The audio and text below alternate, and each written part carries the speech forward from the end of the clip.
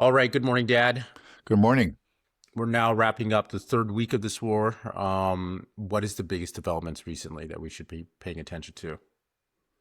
Well, I think it is the Strait of Hormuz. Again, it's very clear to me that the Trump administration is really panicking over that, and we're getting more and more information.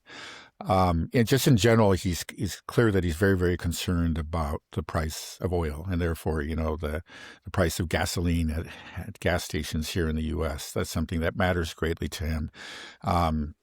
The the administration is doing things to allay the markets, to calm them, but I think that the effect will be only temporary. Let me see. I can actually check what the Brent crude is right now. Yeah, it's 105 right now. So that's where we are.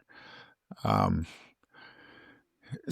but it could be a lot higher. It was actually the Saudi Aramco, which is one of the foremost, let's say, forecasters of oil prices, because it's obviously something of a great importance to the Saudi Arabian economy, said that if this continues, that by mid-April we'll be at 150, by the end of April we'll be at 180. And then $200 is a possibility, in the not so distant future. Anyway, yeah, clearly Trump does not want that to happen. So he has taken these measures. He's provided a waiver to the Russian, or to temporarily lift sanctions on Russian oil. And Scott Bessent just said, I think it was yesterday, that they were considering removing the sanctions on Iranian oil, which is quite extraordinary. And I think that shows, that's amazing. We're wondering why these Iranian tankers are getting through. And, we speculated about different causes, mainly maybe China, but these are not only going to China, some of them going to India and other places. It's just that the Americans are so desperate to get oil out on the market that they're actually letting the Iranian tankers through, unlike what they did in Venezuela. It just shows the great sensitivity that the administration has to this issue. Now, I know in our last podcast we discussed the strike on the South Pars field, which was carried out by Israel. And that has, quite a few statements have come out contradictory. There have been, the media has reported that this was coordinated with Israel in advance. Axios, for example, said that American and Israeli officials said, oh no, we let the Israelis know, or the Israelis let us know, and we approved of this strike. But Trump is saying something very different, right? He came out with a True Social post, one of his just inherent, incoherent, like nearly all of his posts, but clearly showing, panic over this issue. And he said that this was something that the Israelis had done because of their anger over what was happening in the Middle East. A ridiculous statement right there. What's happening is that they're attacking Iran. That's what's happening. But this was not, had not been approved by, they didn't tell us. And I've told them not to do it again, because, because of the price of oil, basically. I think he actually put that in all caps, again, just showing his state of mind. But then he contradictorily said that if the Iranians retaliate, then they're going to be, they're going to suffer, or this gas field will suffer an attack like it's never been seen before, typical Trumpian language. Now, he came back later and said the same. He said that again. This was not me. This was not me. It's clear that either if in fact the Israelis did get U.S. approval when it happened, and the Iranians retaliated, and immediately gas prices, especially natural gas prices, took off. Trump clearly regretted it, if he had been talked into it. Or maybe he's telling the truth and they just did it without his approval. It's quite extraordinary. But anyway, it's created a certain amount of tension and this conflict that we've been talking about, the different objectives of the Israelis and the Americans in this case. And then later, Netanyahu went out and said, "Oh, we did this on our own." He may very well be lying, just doing that to please Trump. But yeah, this was a huge issue, and it was running counter to everything he's doing, trying to get the oil and gas on the market, and then there was this strike. If he had been talked into it, it was very foolish. If it wasn't, it was a real. It showed the contradictory nature of the contradictory nature of the objectives of these two parties. Now, they're not the Italians, but rather the Iranians did retaliate. Of course, they did hit a number of facilities. We don't know how much damage was done to some of these facilities, in Kuwait, Saudi Arabia, UAE, but we do know what happened in Qatar, and they hit the gas facility there, the liquefaction plant, and did extensive damage. They said that like 17% of it was destroyed, and really destroyed. It'll take $1 billion and 3 to 5 years to repair it. And that was just taken off, the world market. This is a huge facility that is tremendous importance to gas markets. So the gas prices, it's just shot up again. They're already very high, but they went even higher after this. Again, it just showed that the Iranians are not messing around. You cross these lines, we retaliate. We're not gonna appease you anymore. So I think we're probably not going to see any more strikes on the South Pars gas field. Isn't when Israel carries out these strikes with their aircraft, don't they have to be refueled by the United States? So is it even possible for them to do these strikes without us? Because I think like the F-35, for example, has a distance of range of maybe 600 miles, 300 there, 300 back.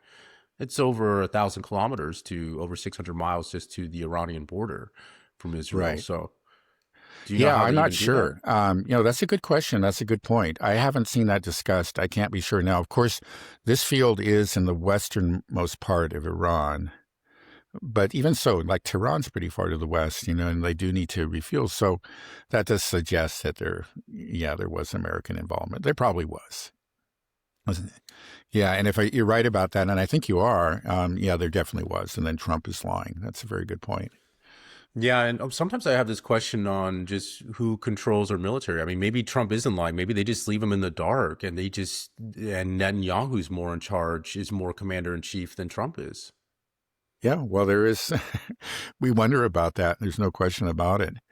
Well, why are these things happening? I mean, if this is such a sensitive matter for the U.S., it should have been stated outright. You don't do this. You don't hit these. And they already hit, remember, the refinery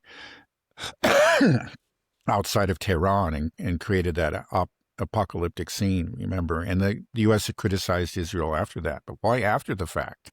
You would think that it's, okay, this is clear. Israel knows what the lines are, what they're the lines that they can't cross, but they cross them regularly. It suggests that they're in charge, right? Or they don't worry about they know that that the U.S. administration will just accept what they do. Yeah. Yeah, but the thing is, whenever they cross one of these red lines, then Iran comes back and just punches them straight back. It's an eye for an eye approach. They've wrecked the Haifa refinery, from what I've heard and what I've seen. I mean, it looks apocalyptic over there. So Israel carries out these attacks. I know they don't give a damn about the global economy and everything else, but they get hit directly from this too. So it's just kind of odd if they want to go after desalination plants, or, for example, another thing, everybody was talking about the South Pars field, but they also hit a nuclear facility in Iran as well, Bushehr, right? And there's supposedly like Russian technicians there and everything as well. Iran, why they'll hit Dimona, right? They should take it out. There's certainly a possibility of that. Right. No, we see this is the new Iran. Iran was always very, very careful, tried to avoid going up the escalation ladder in the past. You could say that they did what they could to appease the other side, to demonstrate their reasonableness. But then they got to this point where they got cornered with this war, and they realized that none of that worked.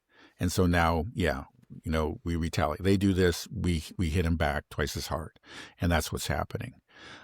You can think about, it makes me think about Putin and the Russians, right? Because they have continued to take, let's say, the previous Iran approach. It's just let's be reasonable. Okay, we'll appease them a little bit. We don't want to escalate.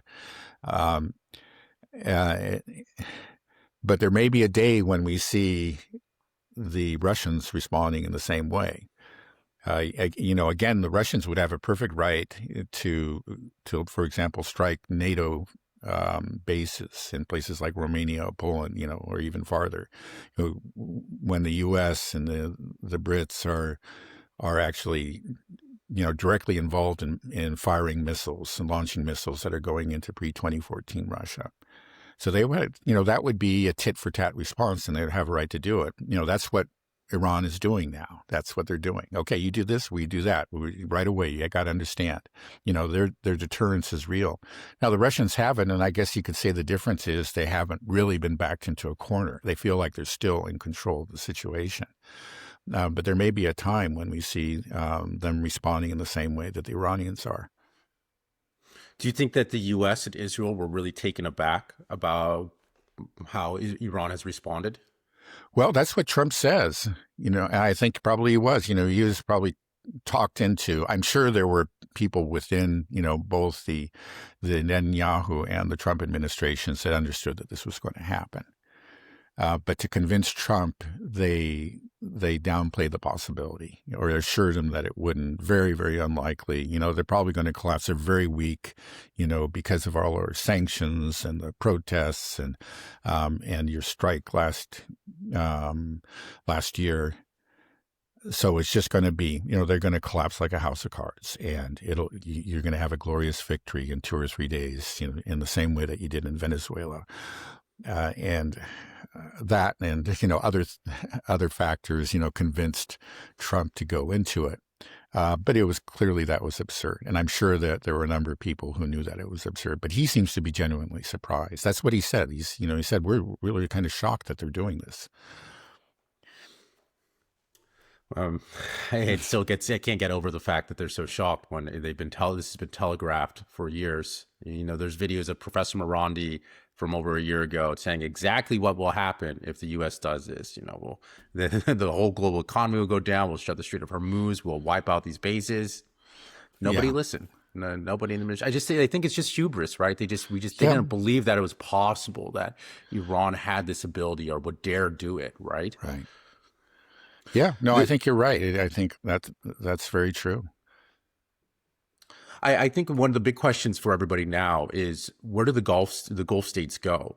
They know who started this war. They know that it was Israel and the U.S. that kicked this all off, but it's Iran that's hitting their infrastructure as well in a tit for tat response. Their bases are getting hit, and I think the immediate response probably for a lot of these leaders, they got to be scared. Yeah. They understand that their sovereignty, or not their sovereignty, their control, their authority derives largely from the United States. And if that starts to go away, so I think the initial reaction from a lot of these Gulf states is like, do we run back into the arms of the people that kicked this whole disaster off?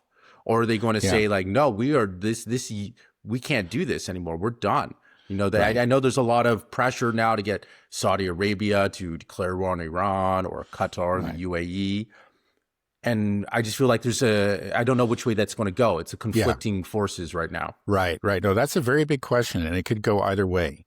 I'm sure there's a lot of, let's say, displeasure, to use a very polite word, being expressed behind closed doors in these various Gulf monarchies. Displeasure at, the U.S. and Israel, because they realized that they were very mistaken to trust in them. They did trust in them, and they, in spite of their protestations or their claims that they had closed their airspace, they clearly hadn't. They were working with them, behind the scenes. So, that they have to be angry, very angry, very upset, very scared, but what will that lead to? Are they going to you can say there's two directions that they can take here. Is one is they can say, okay, we made a mistake. We need to reorient our policy. We've got to deal with Iran. Maybe we've got to begin to reach out to China as, a kind of a replacement for the U.S. For its role. That's something that we've talked about. And, and the Russians could be involved in that too. That's all a possibility. And I think it could really happen down the road. But there's another possibility is that they may double down on their error. They may just decide that, okay, yeah, now we have to go in on their side. They're telling us, don't worry, we got this under control. We're going to destroy the Iranians. We just, it'll happen faster if you join us.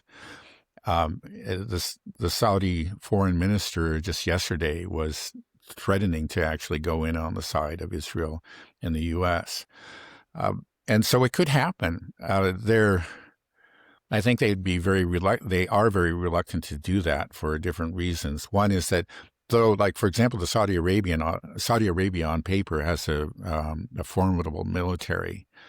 I think it's basically a paper tiger. That it was shown in the war with Yemen that went on for years and years. Again, if you look at on paper, Saudi Arabia had a huge advantage, but they couldn't defeat the Yemenis. They couldn't defeat the Houthis in particular.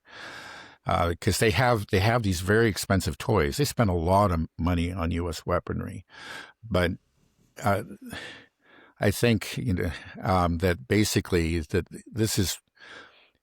that these weapons purchases are sort of bribes to the Americans. It's a way of putting money in American pockets. It's a show. They just don't have the trained military personnel to operate this equipment effectively. And even in that war against very poor Yemen, there was a lot of American involvement, had to help them out, and still, it didn't succeed. They failed in that attempt to defeat Yemen. So there's that. They're really not as strong as they appear. And then, of course, Saudi Arabia is the big one, and then the others they have militaries, but they're pretty tiny. And then just going in openly on the side of Israel might be a problem. They pretend to their people, they try to maintain this distance. With the exception of the UAE, maybe Kuwait too. I know the UAE has diplomatic relationships with Israel, but I think even there they try to maintain a certain kind of distance. Saudi Arabia has not taken that step because they are worried about, opinion on the street. It's just they know that the great majority of their subjects are not happy, with what's happening in Palestine, and do not want to see the government, working hand in hand with Israel. So that may be another reason that they choose not to go and do it. But it could happen. I'm sure they're under pressure. There's a possibility, like the strike by Israel was actually on the South Pars gas field, was actually intended to provoke Saudi Arabia and the others, to go in on their side, because they knew that Iran would retaliate, and then when the retaliation would further anger those Gulf monarchs. But so far it's failed. Right. These Gulf states, I think right now their strategy is try to stay out of it, but they're right in the middle of this. They host bases, they're getting hit, their energy infrastructure, their wealth, everything. Their whole life is being destroyed, is unraveling before their eyes. So they can't stay out of it for that long. They're part of it. They're trying to stay out of it, but they're part of it. So they're going to have to choose a side. And if they go down the side of Israel and the United States in this war, do you think that would cause like a new Arab Spring kind of thing? We would just have a huge uprising? I imagine there's a possibility of that. And then there's also going to be retaliation from the Iranians. The Iranians have struck these various facilities, but they've done it in a controlled way. I think they're demonstrative. You say, okay, hey, this is what we can do. And, this is what we will continue to do if the other side, and strikes our facilities, our energy infrastructure.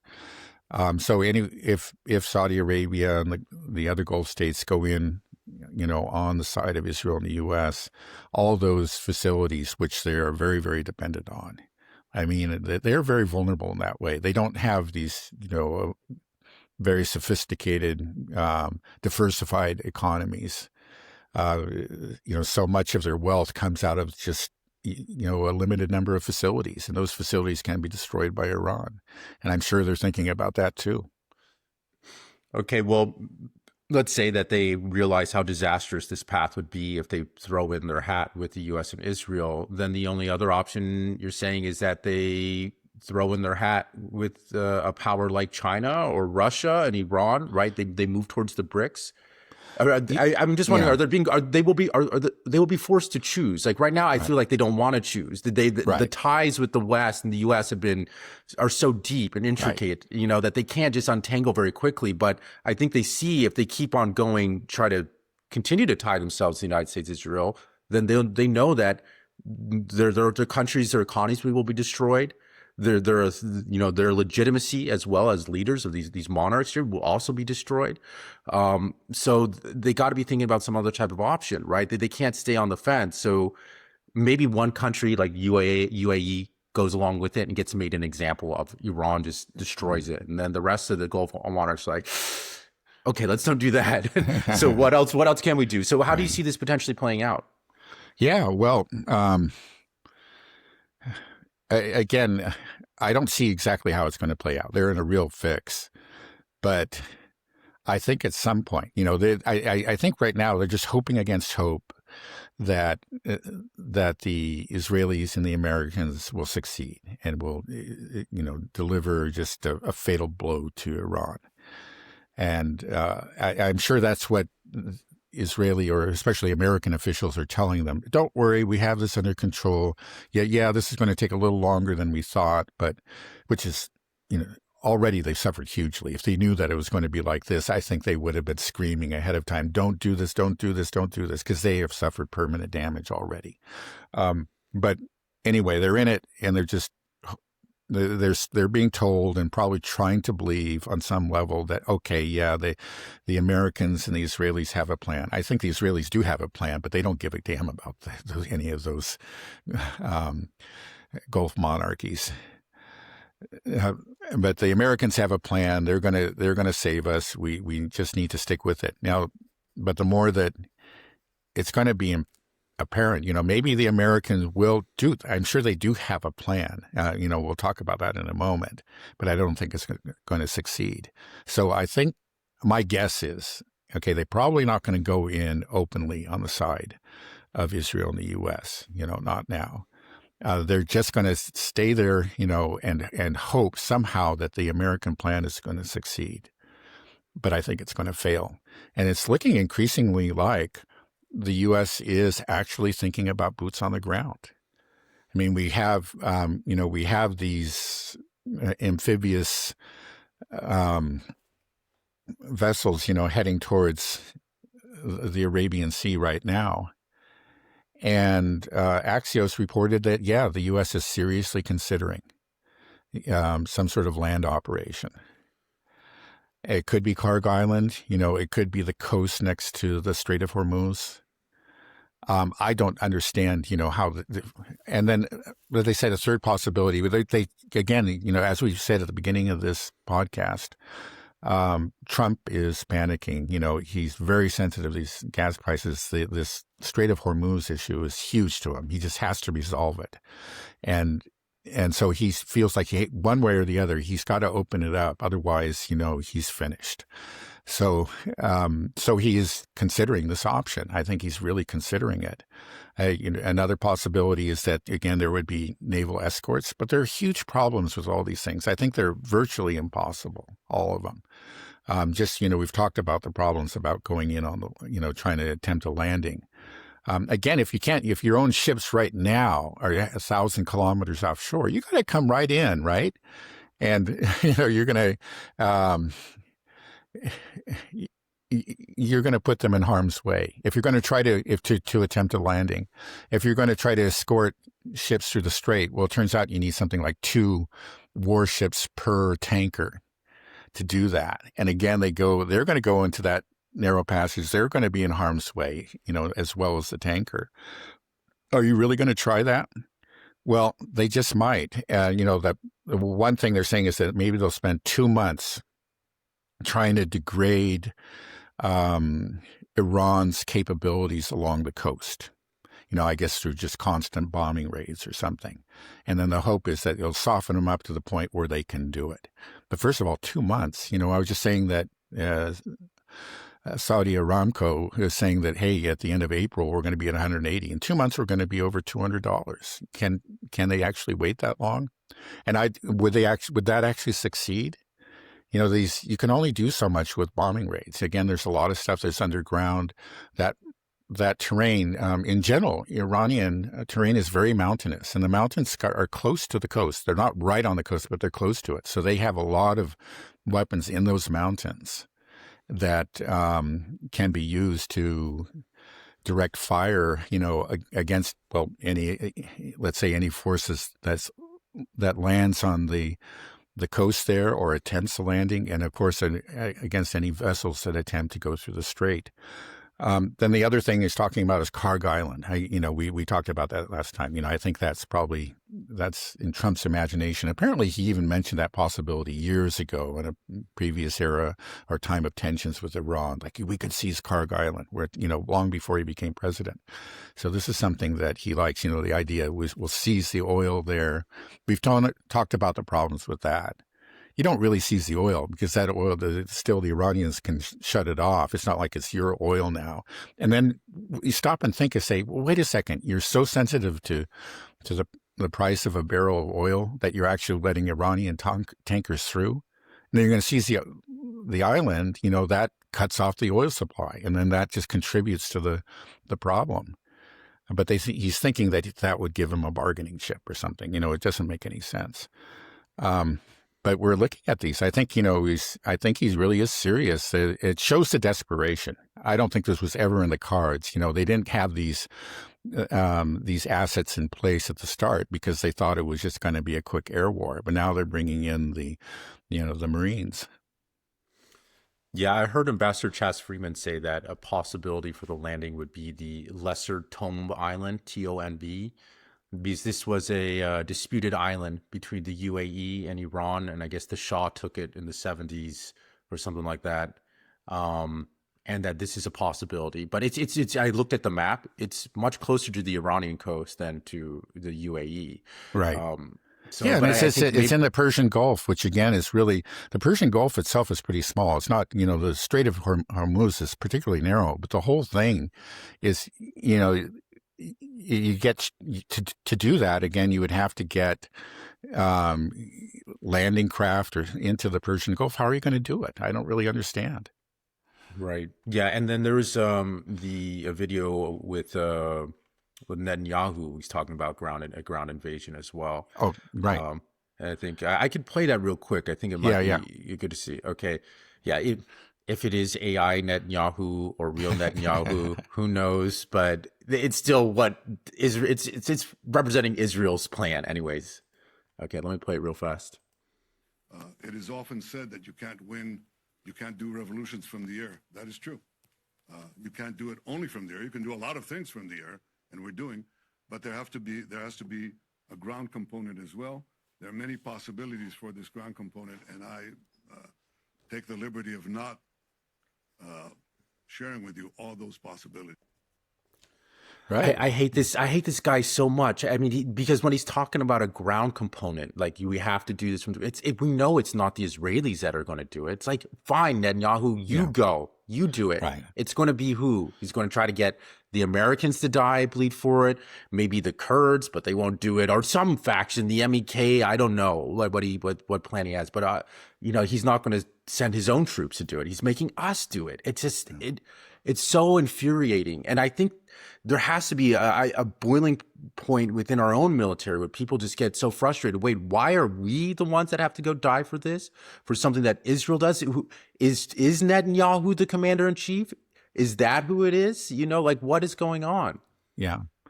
Yeah. Well, that's actually quite an extraordinary speech that he gave there, or statement about the ground component.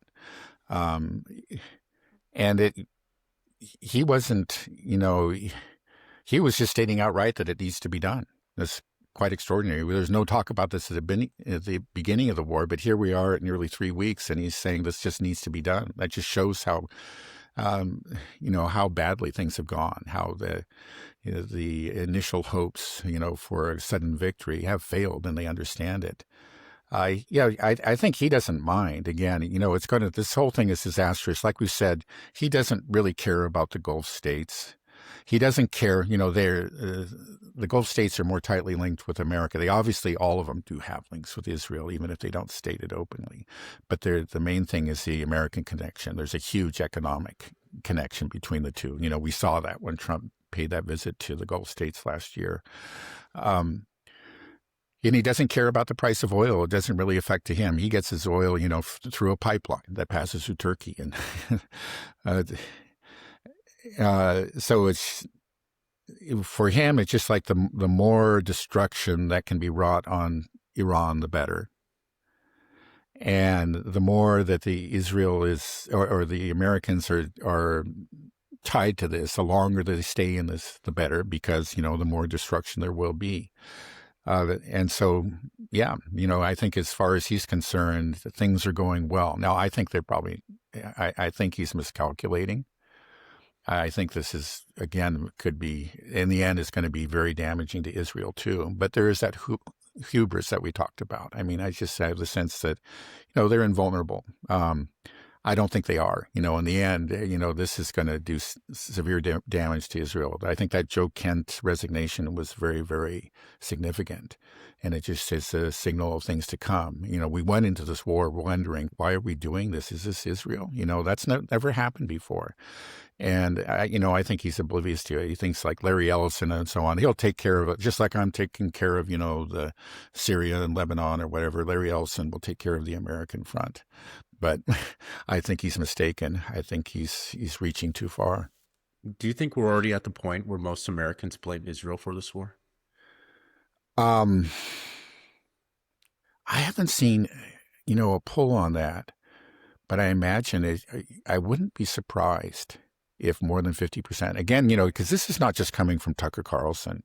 We've even got reports from or Joe Kent. We've got reports from the New York Times, and then we got that Marco Rubio himself said it. Yeah, Marco Rubio, and then and I think, as I mentioned last time, there was a story in the Guardian about the National Security Advisor John Powell in Great Britain, who was actually, I guess, present at the talks and the negotiations, and he backed up again what the foreign minister of Oman said. I don't know if I mentioned this last time, but it was, I was pointing to the incompetence and, the obvious of Steve Witkoff and Jared Kushner and their commitment to Israel. He actually used this language. He said that they appeared to be Israeli assets.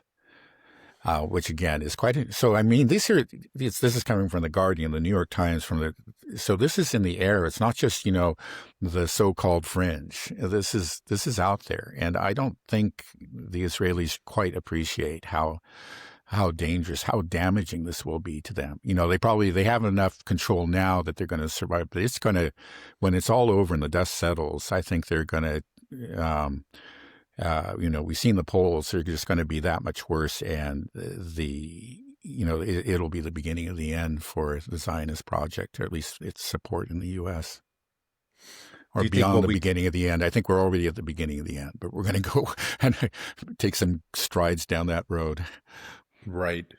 Joe Kent was a big move, the first one to resign like this. I think that we'll probably see more resignations in the future. I'm hoping Tulsi Gabbard, if there's anything left of her, that she will be able. I mean, she big part of her career was about protesting the Iran war, and she was talking about being a medic in the Middle East and having to patch up our soldiers that had limbs blown off and things like this, and just how horrible it was, and we'll never send our boys into something like this again.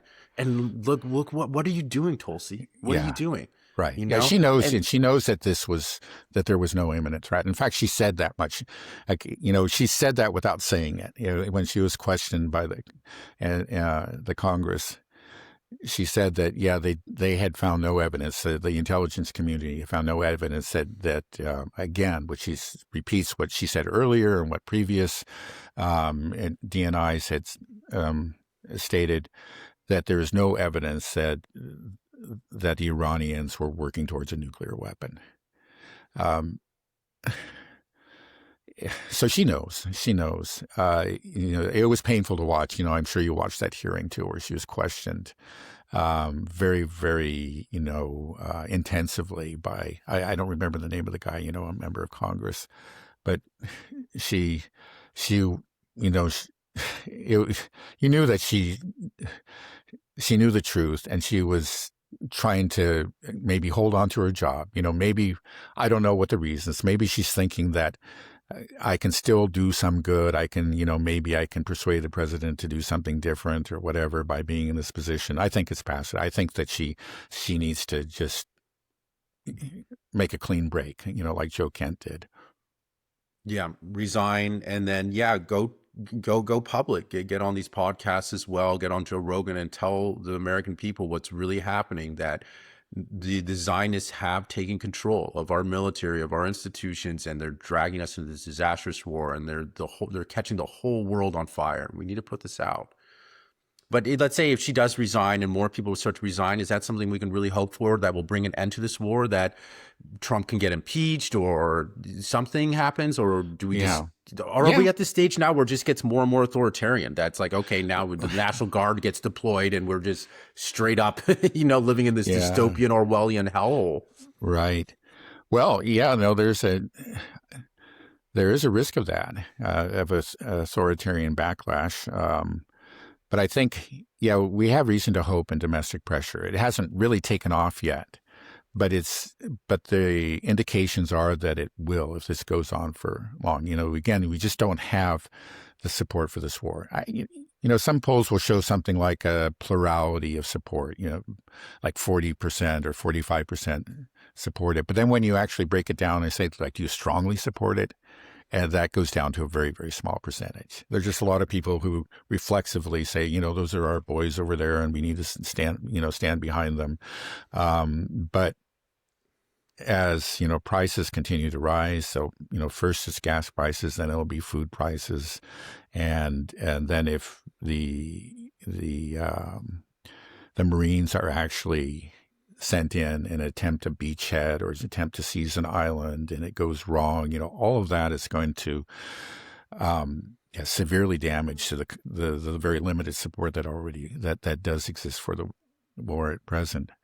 And I think there's going to be there's going to be an awareness that, okay, the Republicans are going to be wiped out. And when the Republicans start to understand that, they're going to start to turn on Trump and they're going to try to distance themselves from Trump. Yeah, I think the Zionists have done just such a good job of Truman showing Trump, just see what he wants to see. So he thinks he's still killing it. He still thinks he's still got it. Right. And let me show you this clip. This is actually CNN. There are these other polls that are on Fox News and everything else. But just to show you like what crazy world we live in right now. Hold on. Yeah, sometimes you look at the polling data and there are numbers that just jump off the screen at you, and this is one of those. Because just take a look here. MAGA GOP view of Trump. Approve 100%. 100%. If you are a member of MAGA and the GOP, you approve of Donald John Trump. 0% say that they disapprove. You don't have to be a mathematical genius to know you can't go higher than 100%. He is the 1972 Miami Dolphins. Even North Korea knows you don't go 100%.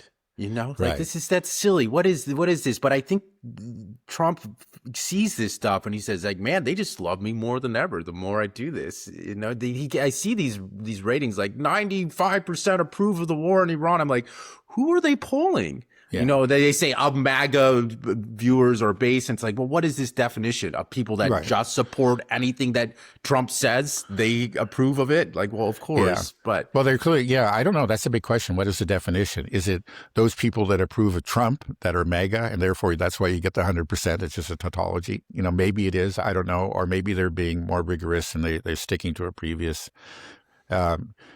definitely, or may simply ask them, "Are you MAGA? You consider yourself MAGA?" And then if the person answers yes, okay, then they get put into that category.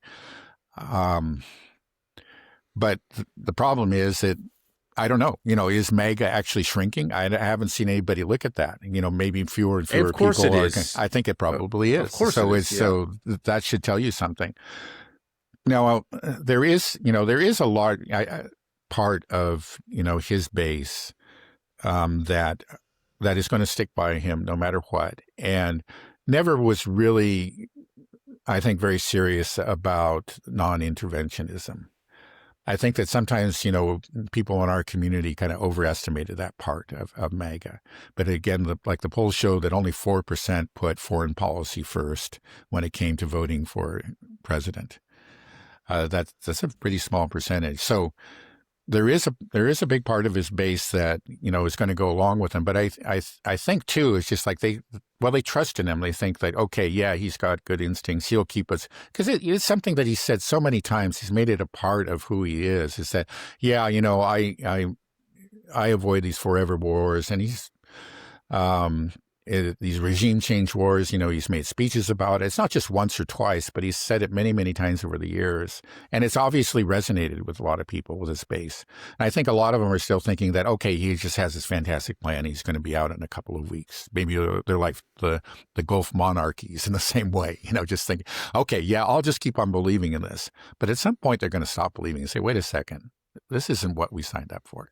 And I think at that point, either depending on how you defined it, the approvers among MAGA will dwindle rapidly, or MAGA itself will dwindle rapidly. Right. Well, just the faith in the United States on all fronts, the military, economic, moral, all these pillars, they are being eroded so quickly, and the lies are just being exposed. We've heard Trump say and Pete Hegseth, day after day, like, oh, we've already won the war, basically. We've obliterated them. There's nothing left. We've destroyed all their missile launchers and their drone capacity. But what we've seen is actually the number of missiles and drones have been increasing that Iran has been firing. From what I've been hearing, it's like they're not slowing down at all. They're actually picking up the tempo. And then Trump just the other day was saying like, oh, we've obliterated their air defense. We rule the sky. And for the first time ever, an F-35 gets shot by Iranian air defense and has to make an emergency landing. But I don't know exactly the state of this, but there's a video of it and you can see, it gets hit.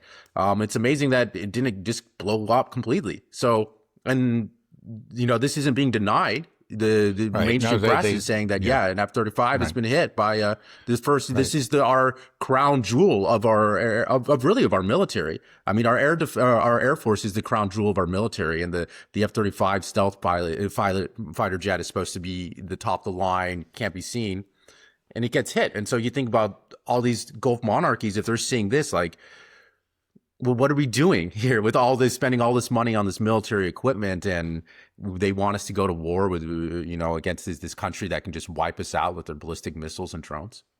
Yeah. That was an important incident. And I think it shows that, they still have air defense. And I think they're doing actually what the Ukrainians did, is that they didn't put it all out in front at the beginning. It's just that they kept air defense in reserve, they hit it, and then would bring it out gradually, so that when the Russians, maybe, for example, in Ukraine, began to venture deeper into Ukrainian airspace, then they would pull something out and shoot at it. I think we're seeing the same strategy. That was something that, we predicted earlier. And those claims that by the Israelis that they had destroyed 80% or whatever of Ukrainian, or not Ukrainian, but rather Iranian air defense. I think that was wrong. It was probably just what they saw, what had been put out there at the beginning. But I would be very surprised, let's put it that way, if the Iranians don't have a lot in reserve, and they'll just continue to bring it out, just like they're bringing out the missiles. Again, it's a big country. They've had a long time to prepare. They have a lot of places to hide things. And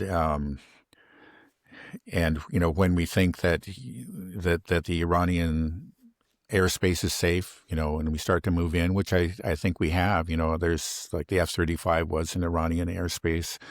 There's been signs that we have begun to use some dumb bombs, which means that we have bombers flying into their airspace. Well, those become immediately vulnerable, and we got to draw back. I think that's what we're seeing happen right now.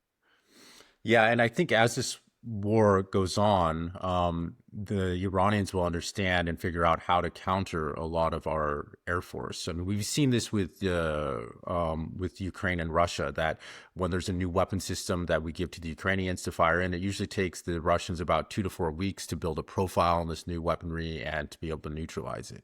I'm not exactly sure what it's like for the Iranians, but I imagine that they will also, over time, as this develops, they will develop these profiles. And if they've already hit one F-35, they figured out, okay, we know how this works now. It will get more and more refined. And I think the ability of the Americans and the Israelis just to fly over Iran will start to diminish over time, not increase, because the argument that they're making is that we rule the skies.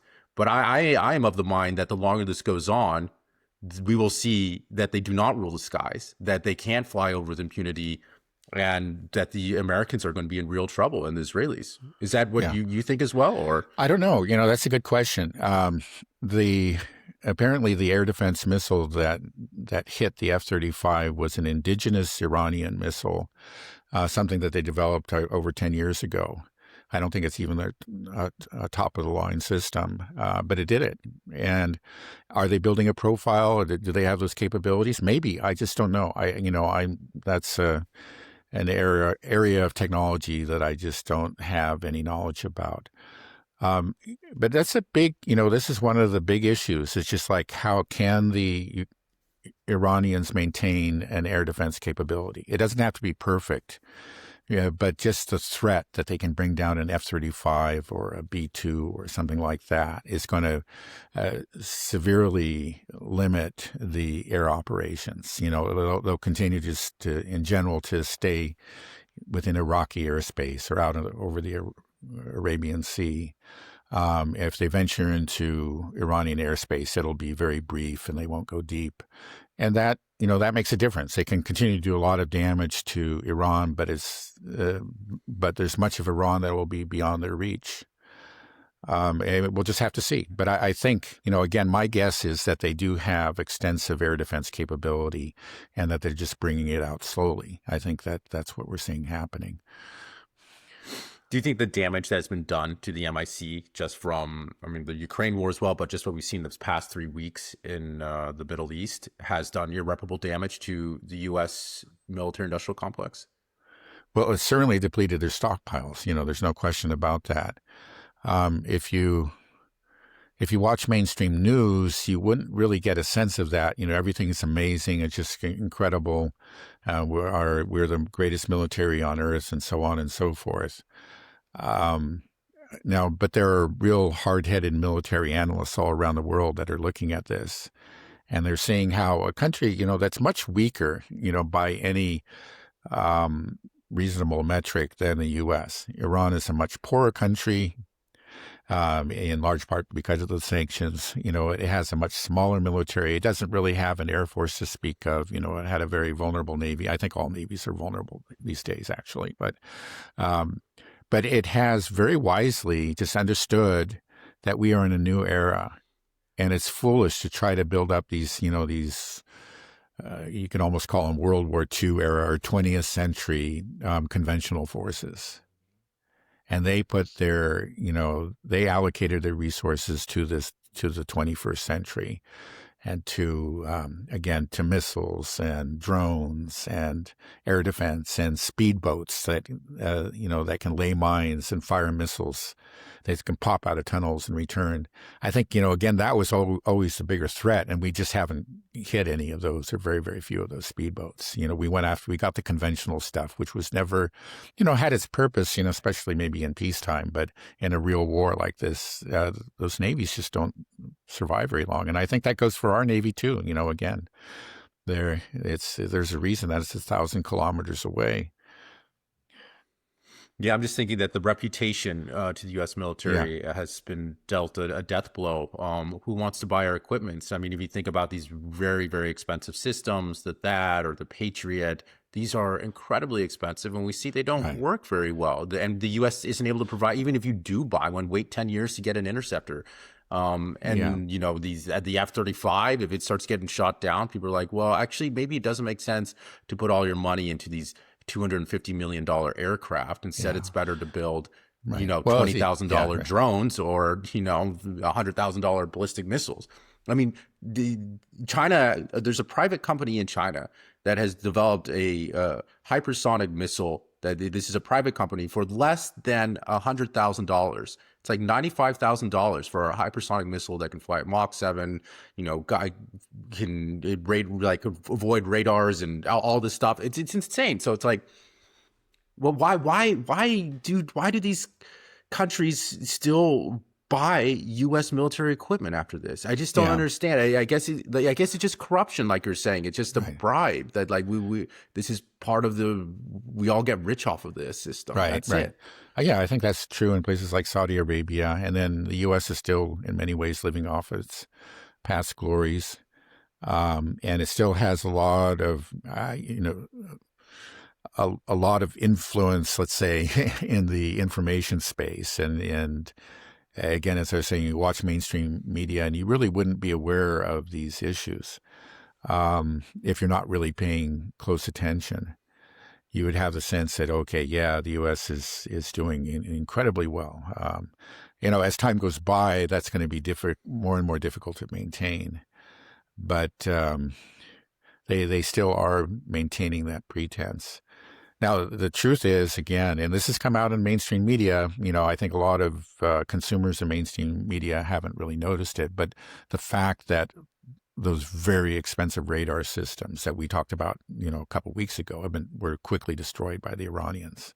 So, that's part of the deal. Whether or not, I don't know how much success these various interceptors work, but they're dependent on these radars, and these radars were taken out. And they're very fragile, and they're just gone. We're talking about billions and billions of dollars, and you would think that somebody's going to be noticing that. There's a reason that the THAAD is being taken from South Korea and being shipped over to, as we speak, to the Middle East. I doubt that the new THAAD radars are going to last much longer. Yeah, we're in a new era, and it's amazing how few people really understand that. I think, those who, the Russians and the Ukrainians have to understand, because they're actually fighting a war in the new era. They understand it. The Iranians understood it. They understood it years ago because they were forced to understand it. They had to make these decisions. But there's a lot of institutional inertia. You just have these training regimes and everything set up, and a lot of people are very comfortable with it. They've been trained to do this and that and the other thing, and then of course these very cozy arrangements that involve between arms manufacturers and purchases of those arms that involve billions and billions of dollars, and nobody really wants to upset those cozy arrangements. Nobody really wants to stop and rethink. They're just very comfortable kind of thinking the way that you always did. And so there is this kind of overwhelming tendency just to think that, okay, yeah, we're just number one. We just maybe got to do more of what we've been doing. But I think it will. It should have woken up the world, and especially the U.S. military. When we began to see how things were playing out in Ukraine, it hasn't, or it's only in a limited way, but a real failure, which I think is unfolding before our eyes right now. A catastrophic failure in the Middle East, in this war against Iran, is going to, I think, be a real reckoning. It's just hard to believe that after this is all over and the dust settles and people look around and just say, well, wait a second, this didn't work out the way that we thought. This is something we went in, we're not as powerful as we thought we were. I think it will be a new world in many ways after this is all over. How long do you think this war can go on? I've had some people comment saying that, oh, this could be going on for years, but what we've been talking about, that oil prices might hit over $200 a barrel in a little more than a month.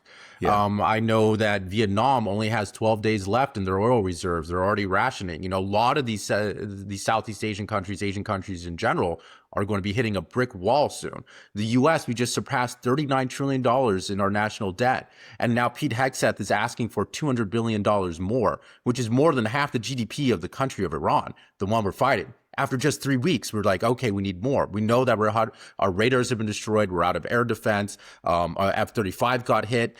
Like, how long can this continue? I mean, I know we're just feel like Trump thinks that the only way through this is forward, to keep on doubling down. But the more he doubles down, the quicker he destroys the American empire. Yeah, well, I don't think it can last that long. I don't think it can last years. And for the reason that you gave, already you see the panic, and we're nowhere near how bad it could possibly get, how bad it will get as long as the strait is shut down and remains shut down to all but, Iran-friendly tankers.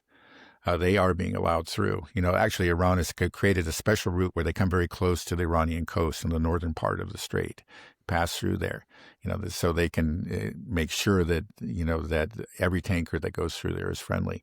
As long as this arrangement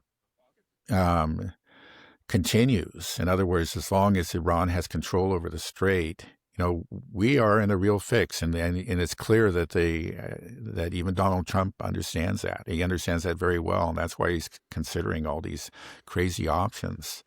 And yeah, when I think it's just like, again, the support for this is so weak that when we get approached $200 a barrel, it's going to be over. I mean, either. I think it just has to end in one way or another. Maybe not. Maybe it's just like Trump will be at that point will be so deluded and just so unable to admit to his failure, because the failure will be so obvious at that point that he'll just keep on doubling down, and it'll go on longer with more disastrous consequences. But at some point, then I think we're going to be looking at impeachment and maybe the 25th Amendment or something like that. I mean, I think that.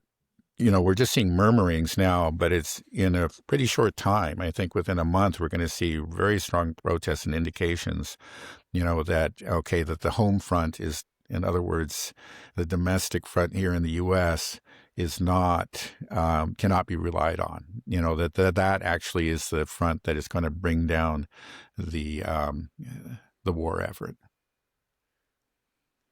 Yeah.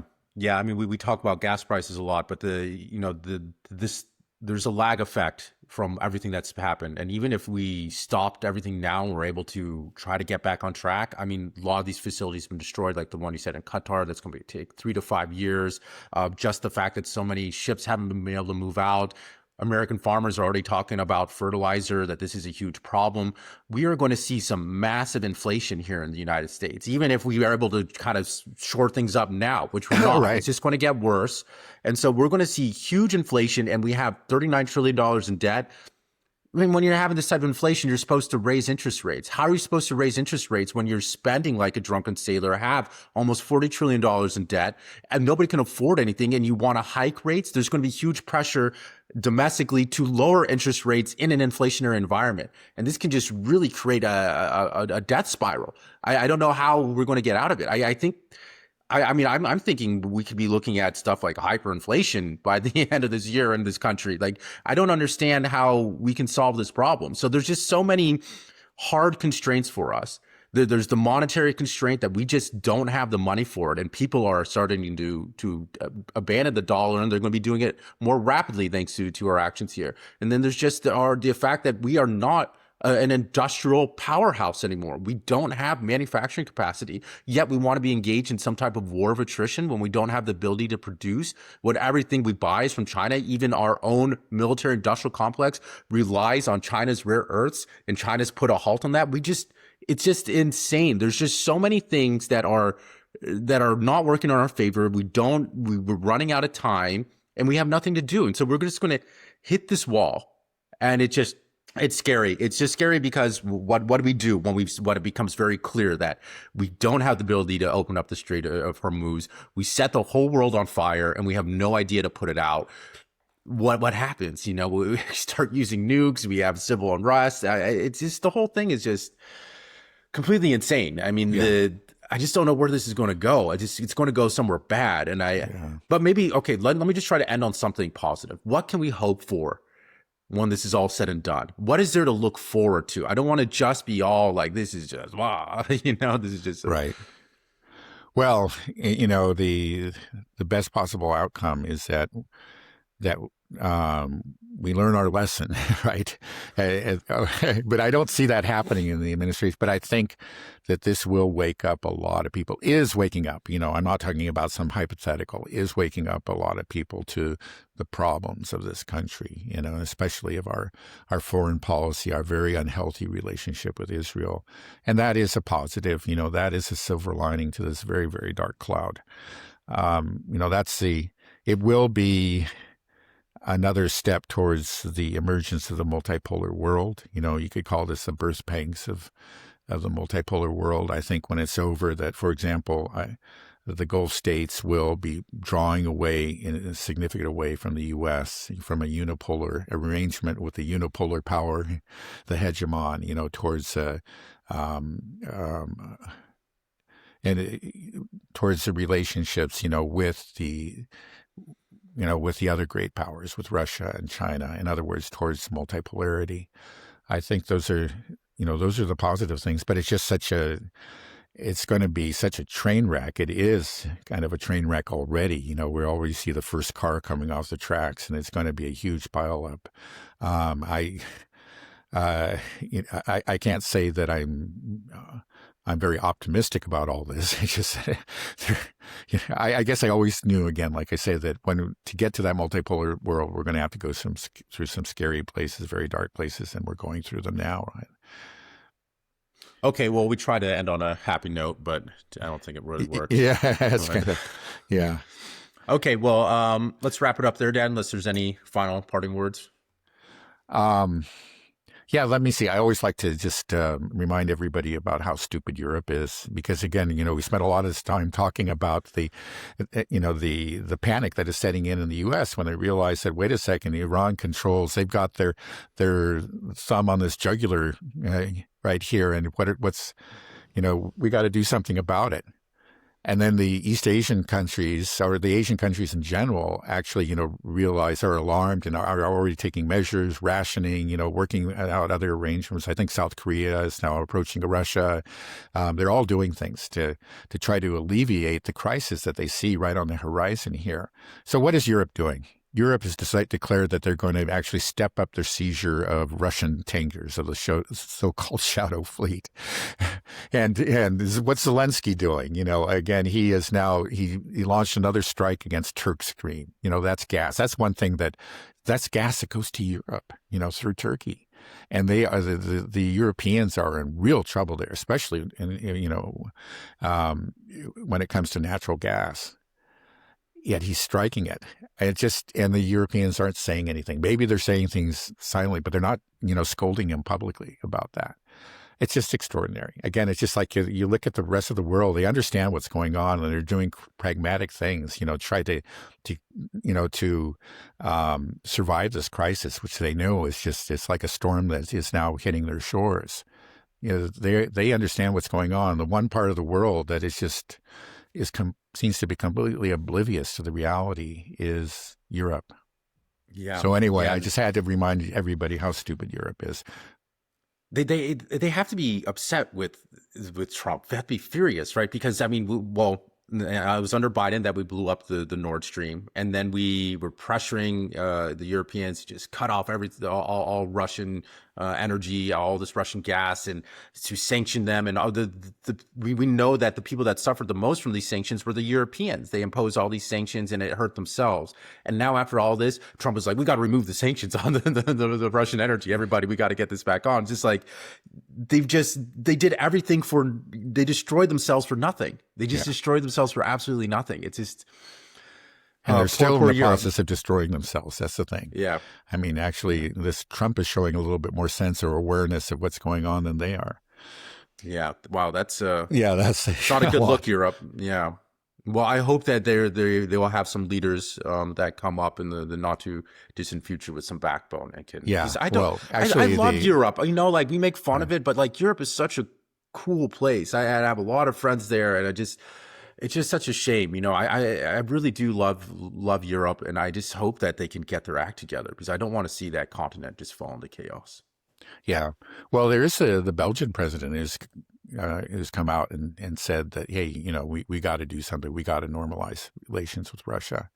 You know, this isn't working, which is, you know, that's a sign. I mean, but he's just one of a few. You know, he's still, you know, one of just a few voices in the wilderness there. Yeah. Well, let's see how people are talking when oil breaks $200 a barrel. Right. Mm-hmm. Okay. Well, let's end it there, Dad. All right. Okay. Have a good rest of your day and a great weekend. Yeah, you too. Bye-bye. Okay. Bye-bye.